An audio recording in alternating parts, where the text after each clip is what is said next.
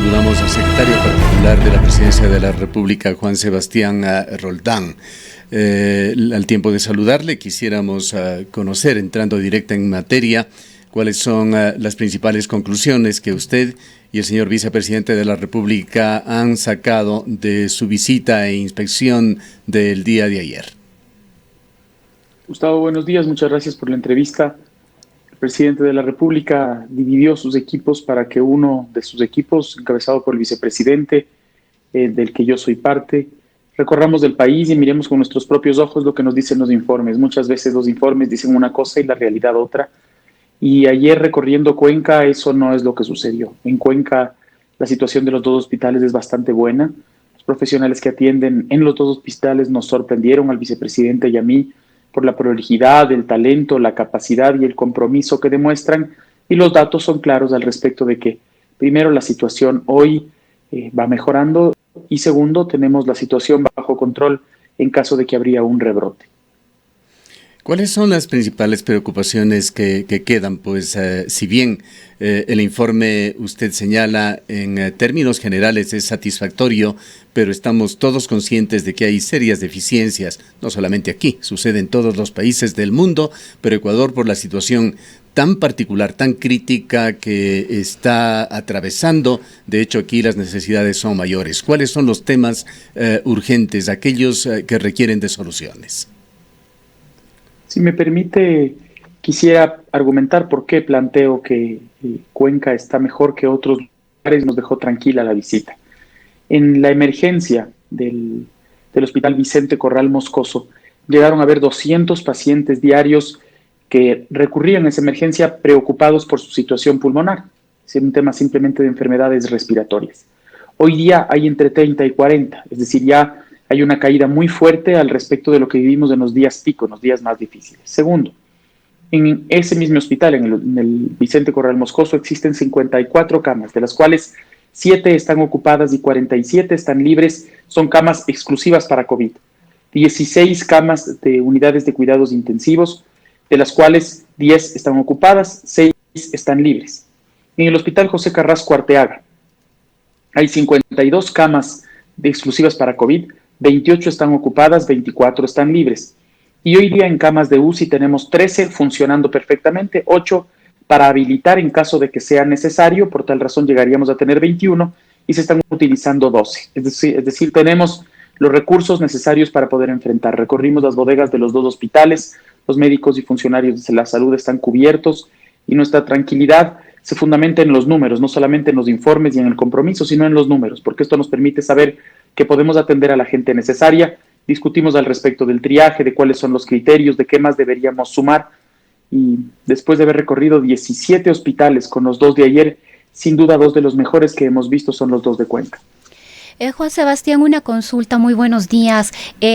Todo el país, todo el territorio nacional se encuentra en este momento con el semáforo en rojo. Nos gustaría conocer cuáles son los indicadores que le van a permitir a las distintas localidades empezar a repensar las medidas de restricción, y de manera muy especial nos gustaría un poco conocer, más allá de la visita que se ha hecho a los dos hospitales aquí en la ciudad de Cuenca, que además no solamente atienden a Cuenca y la provincia del Azuay, sino a toda la zona 6, provincias de Azuay, Cañari, Morona, Santiago también. Nos gustaría un poco conocer precisamente cuáles serían estos indicadores y si este semáforo en rojo se mantendrá hasta el día 19. Como anunció el COE, buenos días, muchas gracias por su pregunta. Como anunció el COE Nacional, que hoy está presidido por la ministra de Gobierno, María Paula Romo, por encargo del presidente, precisamente por esta salida que estamos haciendo al territorio con el vicepresidente, esta decisión de los semáforos en rojo se mantendrá al menos hasta la próxima semana. El primer indicador fundamental es la situación de salud de cada localidad. Si es que nosotros vemos que la situación de salud va mejorando en algunos lugares, vamos a ir disponiendo de algunas liberaciones paulatinas para algunos sectores específicos, es decir, vamos a buscar que poco a poco se vaya reactivando la producción, pero tenemos que buscar un equilibrio entre siempre la salud como primer elemento y la producción como segundo elemento. No podemos nosotros, por la desesperación de la situación económica, tomar decisiones que afecten la salud, o si no habría sido tiempo perdido el que hemos guardados los ecuatorianos durante ya un mes en sus casas. Vamos a cuidar que los indicadores sean los primeros y poco a poco iremos liberando zonas y áreas de trabajo para que la economía poco a poco vaya despertándose y vaya luego llegando a la situación óptima. Como ustedes vieron el fin de semana, el presidente habló de 3 momentos: resistir, que es lo que estamos haciendo; reactivar, que es lo que haremos poco a poco, para en su momento reformar las bases fundamentales de la economía hacia los acuerdos que nos permitirán salir adelante. En nuestra vecindad, con el principal brote que existe en el país, en la provincia del Guayas, sumado a esto las deficiencias que hay también en la ciudad de Cuenca, en lugares públicos, en mercados, en ventas ambulantes que han aparecido por doquier, generan preocupaciones. Hay también temas concretos que como medios de comunicación los recibimos, que hablan sobre eventuales, ventajosamente no son la norma, pero eventuales usos discrecionales de las pruebas PCR por influencias, cosa que no puede, no debe suceder. Aquí debe primar los criterios científicos, criterios médicos, criterios sanitarios. Y también otra preocupación que existe es el de una cantidad insuficiente de ventiladores ante un eventual crecimiento de los efectos de la pandemia aquí en la ciudad de Cuenca, que son preocupaciones que entendemos el día de ayer le habrán trasladado a usted. La tercera, comienzo por la tercera. Acabo de describir cuál es la situación de las unidades de cuidados intensivos, que es donde se manejan los ventiladores para respiración artificial. En el Hospital Vicente Corral Moscoso contamos con 16 para utilizar ventiladores y hay 6 disponibles hoy día. Y en el Hospital José Carrasco Arteaga contamos con 21 camas con unidades de cuidados intensivos y en este momento se están utilizando 12. Es decir, los respiradores mecánicos tradicionales existen y no tenemos problema con ellos. Si es que habría problema con ellos, tenemos el ofrecimiento de 10 ventiladores más de una donación internacional que llegaría la próxima semana exclusivamente para Cuenca, pero además tenemos los ventiladores portátiles, que si bien no son óptimos y perfectos para manejar esta situación en Guayaquil, han salvado a mucha gente, muchas vidas. Por tal razón, estamos bien con los ventiladores. Al respecto de la situación de las otras provincias, sin duda Guayas ha pasado una situación muy difícil. Lo de Guayas ha sido profundamente doloroso y los cantones más cercanos a esa provincia suelen pasarla más difícil. Estuvimos en Jipijapa y en Paján, en Manabí. Nos dicen que la situación de la Trolcal aquí en Azuay es una situación delicada. Tendremos que ajustar las tuercas y hoy tenemos una reunión con los delegados de salud y del IES para poder hacerlo, pero una buena noticia para Cuenca es que esta va a ser la segunda provincia en la que va a haber un trabajo conjunto entre la seguridad social y salud para unificar sus capacidades. Lamentablemente en el Ecuador durante mucho tiempo se han manejado por separado, es decir, cada hospital por su lado. A partir de hoy vamos a dejar montado un centro de manejo conjunto de la emergencia y por tal razón ya no vamos a pensar cómo está cada hospital, sino cómo está el sistema. Si nosotros tenemos 6 camas disponibles en el Vicente Corral Moscoso y vamos a llegar a tener 9 camas disponibles en el José Carrasco Arteaga, lo que hay es 15 camas disponibles para cualquier persona que necesite atención en cualquiera de los 2 hospitales, camas de UCI, no me refiero de unidad de cuidados intensivos. Y tenemos 24 camas libres de hospitalización en el Vicente Corral Moscoso y tenemos 24 en el José Carrasco Arteaga. Vamos a llegar a tener 71 camas libres para poder atender a todos los cuencanos que lo necesiten. Nosotros nos quedamos tranquilos en esa situación. El comportamiento de la ciudad corresponde a los cuencanos. Es un error que hoy día la gente se relaje y vuelva a aglomeraciones. El riesgo de contagio todavía está presente. No es el mismo del inicio porque la carga viral debe haber bajado por la separación que nosotros hemos generado, pero no merece de ninguna manera el riesgo hoy para lo que puede significar el gran costo que hemos visto en ciudades como Guayaquil. Ahora, Juan Sebastián, otro de los temas que siguen preocupando, que continúan preocupando, es la necesidad de tener cada vez un mayor número de pruebas precisamente para determinar en dónde están los casos y poder contribuir a contrarrestar de mejor manera la propagación de este virus. Se habla de 1.400 pruebas diarias. El señor ministro de Salud nos ha venido informando esto diariamente, pero hasta el día de hoy esas 1.400 pruebas diarias no llegan a a realizarse. Y me refiero a este tema porque el tener el conocimiento exacto de el número de casos, bueno, el conocimiento real va a ser muy difícil, creo que ningún país ha logrado tenerlo, pero tener un mayor acercamiento a la realidad va también a permitir que ciertas localidades puedan empezar a reducir las restricciones y empezar con ciertas actividades. ¿Cómo vamos a conocer o en qué momento realmente vamos a poder conocer este pico si todavía nos falta de manera importante el número de pruebas? Continuamos haciendo pruebas únicamente a las personas que presentan sintomatología, pero sabemos que alrededor de estas personas puede haber un sinnúmero o muchas más que son asintomáticas. Para poder determinar cómo está la curva, hay 4 indicadores específicos. 1, utilización de camas de emergencia, es decir, cuánta gente llega a la emergencia de los hospitales, eso es parte del protocolo internacional. 2, utilización de unidades de cuidados intensivos. 3, llamadas de triaje al 171 y 4, número de fallecidos. Ese es el indicador que a nosotros nos permite saber cómo está la situación en cada una de las provincias y en el país en particular. Por ejemplo, en el número de llamadas, hemos caído en número de llamadas en esta ciudad, en Cuenca, en casi un 60 o 70%. Ustedes me pueden decir, bueno, es que estaba muy congestionado, es una posibilidad. Ustedes me pueden decir, es que la gente ya tiene más conocimiento y no llega, también es otra posibilidad. Vamos al siguiente indicador, la utilización de emergencias. Como les decía, específicamente en el Vicente Corral Moscoso, llegamos a tener días de 200 pacientes acudiendo a la emergencia. Hoy estamos en 30 y 40 pacientes. Me pueden decir de nuevo, hay gente que cree que no le van a atender, también es una posibilidad. O gente que tiene miedo, también es una posibilidad, pero no creo que se vaya a caer el 80% de la gente de un día al otro por los 2 elementos. El tercero es utilización de UCI. Nosotros en Cuenca hemos tenido un 20% de reducción de unidades de cuidados intensivos. Y al final, en términos de fallecidos, eso todavía en el Ecuador no es un indicador que tenemos que mirar a la caída, porque como ustedes saben, las personas fallecen alrededor, en caso de fallecer, de 2 a 3 o 4 semanas después de enfermarse.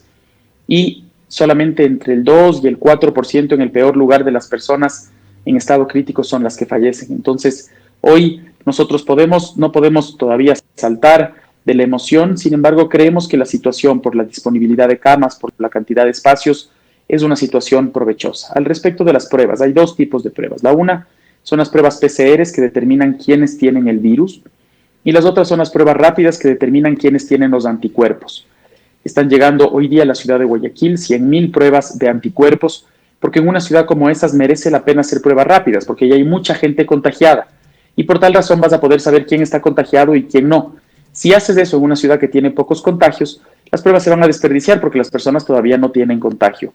Nosotros creemos que el mejor mecanismo que se implementó es el mecanismo de separación que se determinó en el Ecuador el presidente de la República, el vicepresidente Otto, la ministra de Gobierno, fueron quienes empujaron a que el Ecuador sea el primer país de toda Sudamérica en plantear el alejamiento hace ya un mes. Recuerden ustedes que Uruguay todavía no lo ha determinado. Nueva York lo hizo hace una semana. México lo hizo antes de ayer. Nosotros llevamos un mes ya alejados y eso en una situación de contagio de virus hace que baje la carga viral y que el virus ya no tenga otro cuerpo al que ir. Esas son las buenas decisiones que se han tomado, partos de errores por supuesto, sin embargo, esos errores se van enmendando con el trabajo en el lugar, con el trabajo en el campo de batalla, que es donde estamos. Ahora mismo, cuando terminemos esta entrevista, me voy a trasladar al centro de alto rendimiento para ver las personas que ya están hospedadas ahí después de haber estado en un hospital. Nos vamos a ir a la provincia del Cañar, vamos a revisar el centro de mando en el 911. Es decir, tenemos que estar donde las papas queman, que es lo que hoy día nos manda la realidad del país. Sobre el otro drama, Juan Sebastián, la situación económica crítica del país, la situación de las empresas del sector privado, de la gran empresa, de la mediana empresa de la artesanía. Vamos ingresando ya en la 5ª semana de paralización, se pide la contribución de todos y creo que hay conciencia en el Ecuador para hacerlo, pero la mayoría de empresas pequeñas, medianas, grandes no dan más. Hay criterios de que aquí en la provincia de La Suay están en riesgo 90,000 plazas de empleo. empresas grandes que han tenido un comportamiento ejemplar a lo largo de su vida, como la empresa Colonial acaba de separar el día de ayer a 200 trabajadores, señala en un comunicado que es el 20% de su nómina, pero que lo hace para salvar ese 80% de plazas de empleo. Señalan que no tienen otras alternativas ante la falta de apoyo oficial. Sabemos de la imposibilidad al momento en materia de economía del régimen, pero otros apoyos que sí se dan en países vecinos o en países que tienen una economía en mejor situación. ¿Qué es lo que se puede hacer para salvar el empleo en definitiva en esta región y en el Ecuador? Gustavo, hay dos alternativas. La una es, como han hecho la enorme mayoría de países del mundo, poner dinero del Estado. Colombia, Perú, Estados Unidos, Canadá, Alemania, España, Italia, todos han sacado de su ahorro, se han roto el chanchito del ahorro para poder ponerle a la economía. Alrededor, leí en la mañana una noticia de un diario internacional que alrededor del mundo el 10% del PIB mundial es lo que van a inyectar los países en sus economías para sacar adelante a las empresas y al empleo. Nosotros, lamentablemente, durante 10 años desperdiciamos esa posibilidad, se gastaron los pocos ahorros que existían y luego además nos tomaron el pelo diciendo que no era necesario ahorrar, que no se necesitaba el ahorro, que era mejor gastar. Claro, ahora vemos en qué gastaron aquellos que fueron la semana pasada condenados y ya son delincuentes condenados, fugados. Ya hay una discusión que dejó de ser. Hoy son personas condenadas por un tribunal. Lamentablemente no tenemos ese dinero y lo que corresponde hoy día es echar mano de la solidaridad y la de la generosidad. A nadie le gusta hoy aportar dinero después de una tan difícil situación económica. A nadie. Todos esperaríamos que el Estado saque del ahorro y ponga, pero no hay. Entonces aquí lo que nosotros hemos aplicado son las palabras del Papa Francisco. Y es en el sálvese quien pueda, todos terminamos muertos. En el salvémonos juntos, todos terminamos vivos. Por eso es el momento de pedirles a las grandes empresas, el 1% de las empresas van a aportar hacia el 99% de las empresas restantes. Y los ciudadanos que tenemos trabajo vamos a aportar para los ciudadanos que no tienen trabajo. No se olviden que el gobierno, para dar ejemplo, se recortó el 50% del sueldo al presidente, vicepresidente y todos los ministros por decisión del presidente Moreno. Estamos pidiendo a los empleados privados un aporte pequeño al respecto de lo que están ganando. Es decir, son, por ejemplo, y aquí es importante, perdóneme que me alargo un poquito, pero las personas que ganan $500 van a aportar el 0.4% de su sueldo, $2 al mes. Las personas que ganan 2.000 para ir en la tabla simplemente gradualmente van a aportar el 4.81. 2.000, 4.81, 500, 0.4. 2.000 va a aportar, los que ganan 2.000, $96. Los que ganan 5.500 van a aportar el 7,5 de su sueldo, que son $411. Y los que ganan 50.000, el 20% de su sueldo, que son 12.000. Es decir, esto cumple la premisa del que más gana, más paga, y el que más tiene, más aporta. ¿Por qué? Porque hay personas que hoy día pasan mal y la pasan difícil. Pero además, ¿a dónde aportan? Una cuenta nacional humanitaria manejada por personas alejadas a la situación pública, para que esto no se desperdicie como se desperdició en el terremoto. Estamos buscando un mecanismo para meterle plata a la economía. Esta plata que las empresas están entregando se va a transformar en consumo que ellas mismas van a mirar en términos de ventas, y lo que esperamos es que todas las empresas que se beneficien de las decisiones de esa cuenta nacional humanitaria sean aquellas que no hayan despedido, aquellas que hayan cuidado al empleo, aquellas que se hayan arriesgado con sus empleados a seguir adelante en esta muy difícil situación. Juan Sebastián, en este contexto, el presidente de la República anunció la reducción del 50% de los salarios, tanto de presidente, vicepresidente, como también de los ministros de gabinete y del Ejecutivo en general, e hizo un llamado a que la Asamblea Nacional se sume, los gobiernos autónomos descentralizados se sumen. ¿Cómo se va a administrar o manejar esta situación, teniendo en cuenta que tanto el Legislativo como los GATS y otras instituciones y entidades son autónomas? Nosotros esperamos que la mayoría de esas autoridades entiendan la difícil situación del país y estamos seguros que ellos, al estar conscientes de la difícil situación de quienes lo votaron, van a tomar esta decisión como una decisión correcta. Más allá de que a nadie le gusta ceder parte de su sueldo, peor la mitad de su sueldo, los funcionarios públicos tenemos la tranquilidad de tener un sueldo a fin de mes y por tal razón es el momento de dar el ejemplo. El presidente Moreno da el ejemplo con un nuevo acto de generosidad. No nos olvidemos que esto generaría una reducción del 70% con respecto a lo que él ganaba cuando llegó al poder y todos los ministros, 70% menos de lo que ganaba un ministro correísta o el presidente Correa. Y esto demuestra que nosotros estamos dispuestos no solamente a poner personas, sino también plata, como se dice aquí mismo en la sierra, plata y persona para poder apoyar una tan difícil situación. Y hablando de la Asamblea Nacional, ¿cómo visualizan ustedes el contexto político al interior del legislativo para alcanzar o no el apoyo a las reformas que estaría ya preparando el Ejecutivo y que deberán ser enviadas en estos días? Nosotros estamos depurando el texto legal, muy posiblemente lo entregamos hoy. Hemos depurado y dialogado con buena parte de la sociedad ecuatoriana. La Asamblea tendrá que tomar las decisiones que crea correspondientes y nosotros como gobierno las que creamos correspondientes también. Esta no es una ley cualquiera, esto es un conjunto de leyes que va a facilitar los acuerdos. Nosotros creemos que la economía nacional no puede seguir con camisas de fuerza en las que los unos se blindan, los otros se blindan, en la misma lógica de sálvese quien pueda. Hoy corresponde buscar mecanismos legales que flexibilicen los acuerdos entre el dueño de la casa y el arrendador, entre el dueño del almacén que vende motos y el que compró una moto, porque a ningún dueño de almacén le interesa que le devuelvan 300 motos, le interesa que le paguen por sus motos. Si él llega a un acuerdo con la persona para mejorar su cuota y aliviar la situación de esta persona, todos van a haber ganado. El uno recibe su dinero, el otro se queda con la moto. Y lo mismo en términos de empleados y empleadores. Es momento de buscar preservar el empleo, llegar a un acuerdo con empleados y decirles cuáles son las condiciones y no regirnos a una ley del siglo pasado. Yo lamentablemente tengo que agradecerles por la entrevista, tengo que salir ya con el vicepresidente a recorrer la ciudad, la provincia. Es un placer haber estado con ustedes y sí, cuando ustedes quieran, Juan Sebastián, abusando de un minuto más de usted, en cuanto a la sostenibilidad y sustentabilidad de las empresas y el mantenimiento de las fuentes de empleo, que es muy importante, y esta sería la pregunta final: ¿hasta dónde está dispuesto el gobierno a ir con la flexibilización laboral? Sabemos ya que los primeros anuncios generan protestas de los trabajadores, pero está la contraparte de mantener las fuentes de empleo. Y por otra parte, también en términos de flexibilización se han hecho hasta el momento solamente ciertas excepciones con respecto al SRI, por ejemplo, para exportadores o para el sector turístico, pero hay una afección generalizada a las empresas. Con esta respuesta finalizaríamos. También las microempresas podrán acogerse a 2 meses de no pagar la seguridad social para que ellas puedan salir adelante en una situación de liquidez.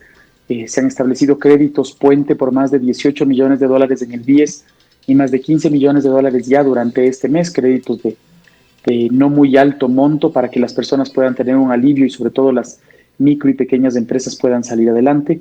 Nosotros esperamos que la ley laboral sea una ley que piense en los desempleados y que piense en cómo mantener el empleo. Todo lo que tengamos que hacer lo vamos a defender con la fuerza necesaria porque tenemos la conciencia tranquila de que estamos haciendo eso para el futuro del país. Siempre hay gente que quiere defender una ley del pasado, es natural.